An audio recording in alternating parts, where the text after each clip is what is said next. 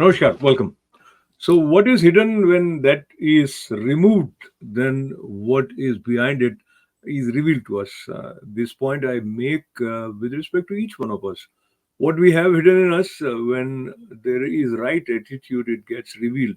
And I have the pleasure of welcoming someone with whom we will be talking about attitudes and achievements, which is a universal subject and applicable for each one of us. And I have none other than Nilesh Soni ji joining me. Namaste ji. I take this opportunity to welcome you with the introduction that I welcome a good friend who is also a fitness enthusiast. And of course, he has served as in the field of physical therapy for over 30 years, I think. 32 to be exact. 32 years, yeah. So I wanted to start from the days when you started your journey as a professional. So, attitude becomes an important tool right from that moment when you are beginning something new. You are visualizing what are you going to be doing. So, talk to me about that. What helped you in formulating the right attitude for the task that you chose for yourself? Well, first of all, I really cherish our friendship, and you're right. We've been in professionally linked for more than 20 years now, and I've seen where you've reached a very well recognized figure in our community, and I'm very proud to be associated with you. And we cross our paths every now and then, so I enjoy our discussions. So yeah, coming to attitude, I feel I just learned a lesson from home, not from any school, from very early age, and that is just one simple thing: just taking 100% responsibility. There are many reasons why a task is not done, but then there is only one, which is you need to see it to completion. So have that mindset or attitude of having 100% responsibility. That is one. And the second thing which I learned from my mom is developing an attitude of gratitude. So, always find ways to thank people and, family and friends and just in general, just life. So if you have those two attitudes, that taking 100% responsibility and having an attitude of gratitude, those two things will definitely bring success. And that has happened in my case. I come from a very humble background, but those two things have Mm. brought me where I am today. So I just wanted to appreciate these two profound points that you have made, which are not very easy to practice. Very few of us are in a position to take 100% responsibility because it feels lighter if you put the blame on somebody, sometimes, even if you know that you are to be blamed. But what you are saying is not just restricted to a situation where you definitely know that the other person has contributed in this failure, Right. but what you are referring to is even in that case, because you are in that position. Let's say there are multiple layers of one's life, emotional also. So how easy or difficult your first point is to practice, because you must have come across, let me just give you a hypothetical example. Sometimes you are ruffled in a wrong way by the system.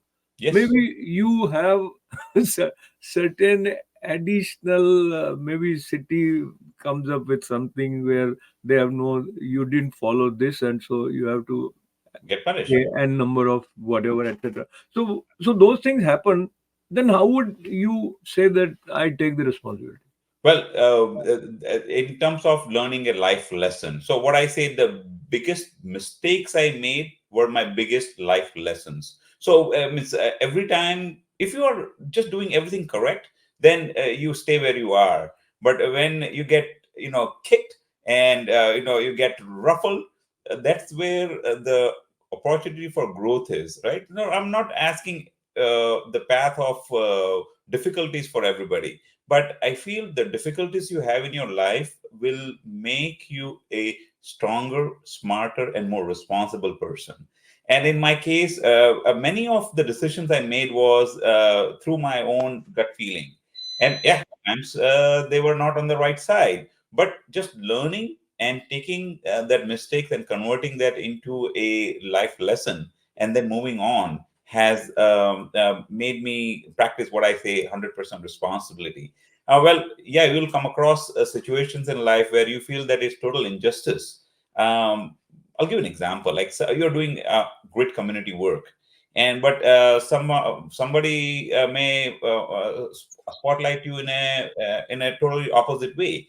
However, the good deeds you did are not going anywhere, and the people whom you did those good deeds will shine. So again, coming to that, yeah, you'll get life lessons, but you practice and learn from it, and you know, So, one, I'm very, very happy to be talking to you because here is someone who is practicing what he is preaching or sharing.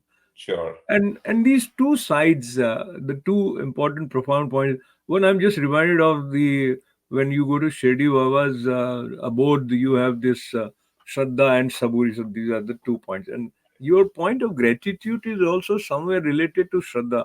So there is an innate positive sort of a feel about everyone. right, But if you look at it clinically or just from a devil's advocate's eye view, right. then when your first point we consider, which is taking 100% responsibility, then that will bring a little sense of ego or a sort of having entitlement because I did it, so Right. I own it.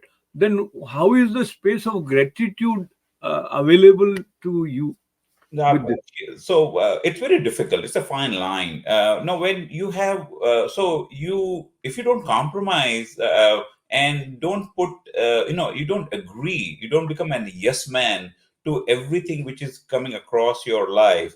At times, people may view you as a person having a big ego, but you in yourself should know that you cannot come to agreement to things at the cost of your self-respect.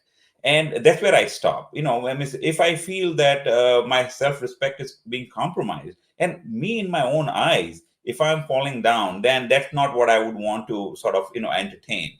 And um, the gratitude comes from just your acts. You don't have to really say, verbalize that, oh, I'm really thankful for everything which happens in life, but then bring that thanks in your actions. And now I'll give an example. The staff working hard, like today, it's snowing outside, and two of my staff members just showed up.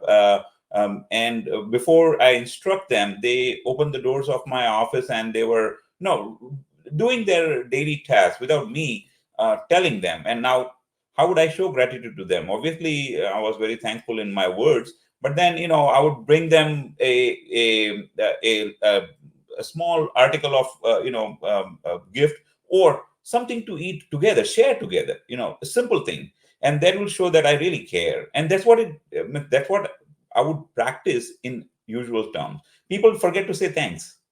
Let's start with the simplest of the simple stuff. People forget to say thanks for, and they take things for granted. And, if we are a little mindful of that, we are doing our job. Wonderful. So I thank you for sharing that. I won't forget to say thanks. Just kidding. But going towards the attitude part and achievement part, and you are a fitness enthusiast, and we just started 2024, and many people had this resolution that they are going to lose weight.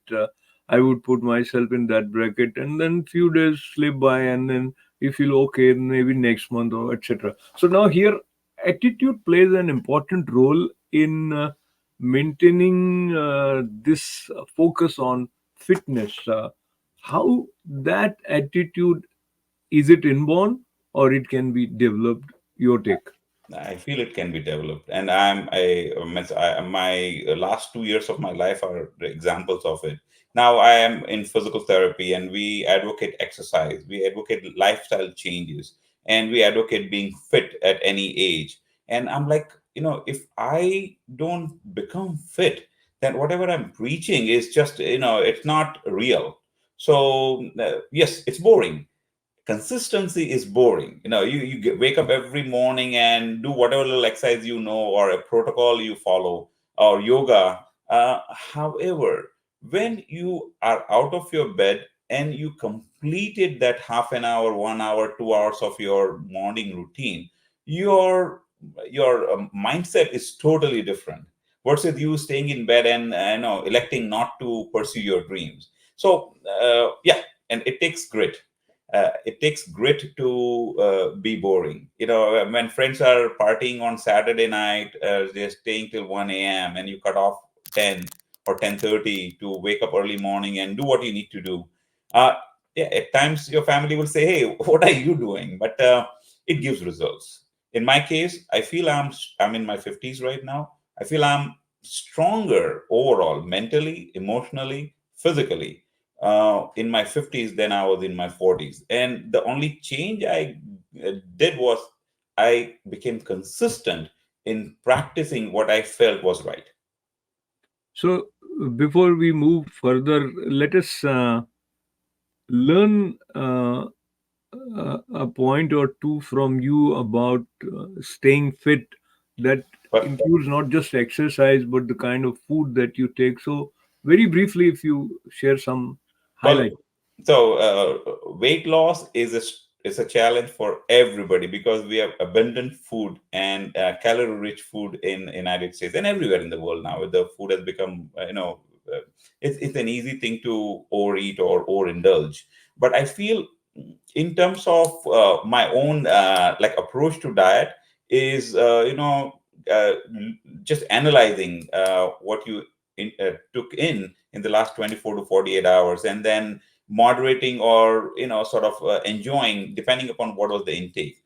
Instead of going into carbs, proteins, fat, I feel you enjoy life, you taste stuff. But then when things get too much, like tonight I'm eating 20 pani puris, then the next day I have to watch what I will eat, and not continue in the same fashion. So with life of moderation, that's my approach. And second thing is, if I may give one tip to anybody about exercising, is of course walking is excellent. Walking after your meal or walking as a routine, excellent. But before you do that, do something called core strengthening exercises. And there are many nowadays. YouTube is one of the good resources to learn core strengthening, or I can share some simple exercises. But doing core strengthening exercises as we age uh, will be a great asset for your overall physical conditioning. So, this term is very impressive core strengthening exercise.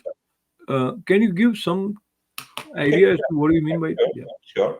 In a nutshell, the muscles which control the center of your body, of your musculoskeletal system, I'll just, for the sake of simplicity, I'll break them into four groups. Your tummy muscles versus your butt muscles, your lower sort of in front of the hip muscles versus your lower back muscles. These four guys work in a team, like they work in one team. And working them out and creating a sort of strength environment for these four groups will keep your spine health, or the center of your body, in good condition. If your center is strong, your periphery is equally strong. So means, if the core of your body is strong, then you will draw less on your peripheries, and that will lead to less of any ailments or musculoskeletal issues. Now again, there are many things you can do in terms of being flexible, in terms of being strong to stand endure an activity. But if you have to start somewhere, then you start with core strengthening. Wonderful. So, you have been very generous, and so that attitude of generosity was rewarded in the form of this vision, which Yeah. we will just see the picture, but you were there. So, talk to me about where it is. Well, this is the Nepal, and this is one of the Himalayan mountain ranges, and it's a sunset. So it's a golden sunset. You catch that with real eye. I think a picture doesn't do justice to the magic you experience in reality. So, that experience is exhibited in this expression. Well, yes, yes. So this was a ledge, and if you can see, there's a drop of several thousand feet below that stone. But the exhilaration you get, when you stand there, and inside you, you have the butterflies running in your stomach or flying in your stomach, but you, So that you was have a nice sense of pose. achievement. And this is the Everest Base Camp. Yeah, this I felt was one of my personal physical achievements. Everest Base Camp is about 18,500 feet up, and the air is thin, the terrain is challenging, but the view, what you see, the golden sunset, was unbelievable, and it will be etched in my memories for life. You know. And this was not just a personal physical achievement. You were there together with the better Oh, half. with my beloved, my better half, Shruti, and yeah, we were celebrating a milestone together. But yes, doing physical activity with family again, it's an excellent thing to do. You know. Yeah. So we took you from dancing here in New York to dancing all the way at the Everest camp. And I appreciate you for agreeing to share these images with us. And we also would like to share the video that you have from there, which includes some of the images. But as we share that, you may give some background of these video. Sure. Yeah. Oh well, so Everest Base Camp, or just traveling in the Himalayas, is it's. I feel our area, Southeast Asia, with India and Nepal, is no less picturesque than Switzerland. And as a matter of fact, you have much more challenging mountains and hikes and, yeah, beauty in Nepal and India. And these are some glimpses from our trekking to the Himalayas. So how Obviously, this photography is my passion. Is one of my passions. So, and obviously, when you do photography, your family are the first subjects you sort of experiment with. how did you prepare for this trip? Yeah, doing exercise for about 8 months, like 2 hours a day.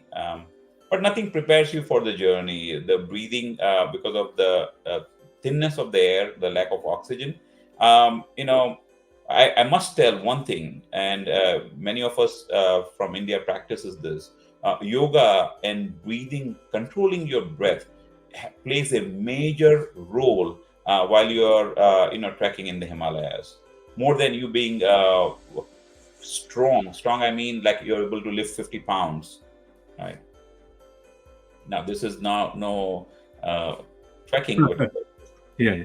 education. So, elaborate a little bit on how yoga helps. You were saying, Well, so what happens is, uh, before going to the trip, I thought that if I am strong in my legs, the legs won't hurt and I will endure the climbing, the ascent, and the descent. But while being there, I felt that, even my legs are strong because of that thin air. I'm getting out of breath. And if I know how to control my breath and sync it with stepping, one step at a time, one breath, one step, one breath, one step. And that kept us going. So, surprisingly, my wife, who practices yoga, uh, is not physically as strong as I think I am, but her overall performance was better because she was good at her breathing techniques. So, I mean, that's a tip I would share with people who would want to track at higher altitude. so coming back to the core of our conversation, which begins with attitude. Now, with right attitude, you can scale mountains. We Absolutely. physically properly demonstrated with your images. When you look at people who come to you and the speed with which they recover, of course your therapy helps them, but Right. do you see that attitude with which one undergoes, call it a suffering, because they have call it some accident or something leads them to have a acute back pain or whichever way it is. So So let me let me just finish this thought. So do you uh, unscientifically observe that attitude helps in the speed at which one recovers? 110%. And that's why you have to be compassionate. So when the first lesson I share with my junior colleagues or who's new to the to the field is how to become compassionate. You can be a excellent clinician, you can be a very smart academic person, but if you don't know how to care and understand the expectation of the other human being, you will not be able to help to your fullest potential. So man, I have experienced that people who have experienced pain, first they need somebody to understand them and then reassure them that, hey, there is light at the end of the tunnel. Doing that first and then sharing your expertise in terms of some pain relief modalities and some expert myofascial techniques and all, those come secondary to you being compassionate. And yes, so if you sense that the person is having that high perception of pain, or they are stressed, or they are emotionally labile, you do reassurance and understanding first before showing off your clinical skills. So, going beyond the clinical skills to the way we embrace our lives on day-to-day basis, and in that context, weather pattern is also always interacting with the way we feel. It's a sunny day, you feel good, etc. And when you have a lot of the snow or post snow days, how it affects our muscles, and especially as you age, you are more susceptible to the impact of the weather and especially cold weather. Any proactive measure that you may suggest?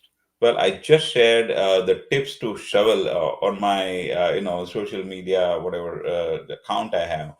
What I would suggest is, that obviously aging leads to stiffness, aging leads to lack of mobility, aging leads to lack of overall activity endurance, or less activity endurance. So when it snows, you don't want to do a task like shoveling your whole driveway in one shot. Watch your breathing and avoid isometric hold. So what I mean by that is, you are lifting a very heavy shovel full of snow, and you're tightening your breathing apparatus and exerting with both hands. That can lead to increase in blood pressure, and you've heard many stories where people have cardiac events while shoveling snow. And the main thing of lifting anything is, spreading your weight by about like you're about to walk, like you're stepping, you're 1 feet forward, 1 feet backward, without leaning too much, and then lifting snow. If you want to understand all the tips, I've already posted. It's available on my website, and it has a comprehensive sort of a approach to what techniques or what movements you would do and what you would not do or avoid to do to protect yourself from winter injuries. And Wonderful. the most important one is not shoveling, is the walking on this icy, patches, or so don't put your hands in your pockets, even though it's a bit cold. Be ready to brace yourself. That's the best tip I can give. Your people, what they do is they are dip their hands are into their pockets, and if they lose balance, the thing what happens then they hit their head, or have bigger injury. Then if they had their hands out and protect themselves. Wonderful. So be humble while you're walking in this kind of weather. Another thing is be aware, and awareness is the key. And with awareness, we reach to the stage when sometimes we find ourselves in a position that we appreciate having Doc Nilesh Soniji's picture in this group of people where they celebrate suburban diversity, and you were one of the 2023 honoree Yes. by this Yeah. Hofra University. Talk to me. How was this for It was you? it was a wonderful experience. So, well, Hofstra University is having a suburban diversity wing, and they honor, entities who either work with diverse population, or they enhance and contribute towards the diversity in our suburbia. And I was one of the honorees.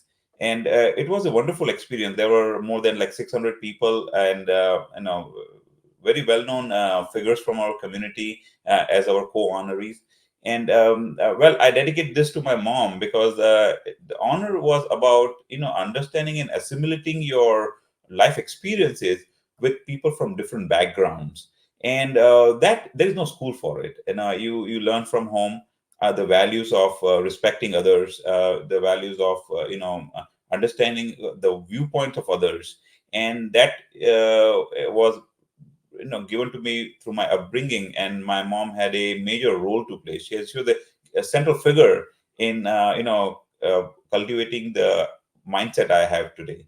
So I dedicated that to my mom, and luckily she was present during the award. So it was a great moment for my professional life. So, congratulations to you and thanks to you for sharing this wealth of your wisdom with pragmatic approach and sharing all those wonderful images from the base camp of Everest.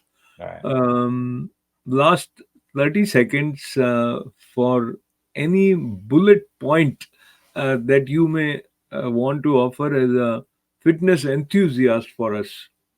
Excellent. I mean, what I would do is, share your physical activity through any, like a smartwatch or any other forum, and relate. Like you ask your friends, "Kaise ho? How are you? Where did you go?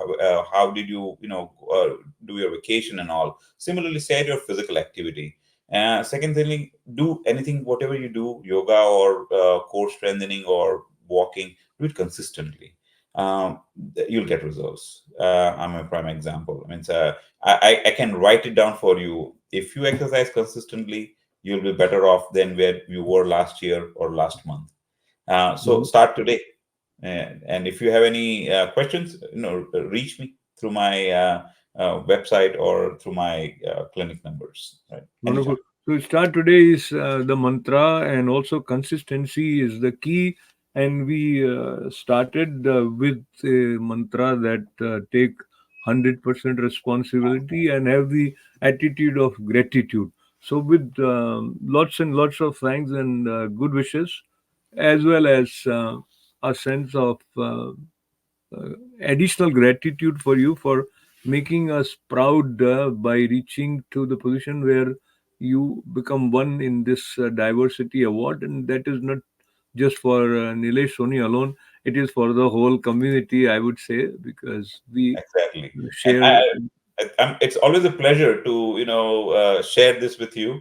And we have always had great conversations. And I look forward to having another one in near future. Right. Absolutely. All right. Namaste. Thank you very much. Namaste.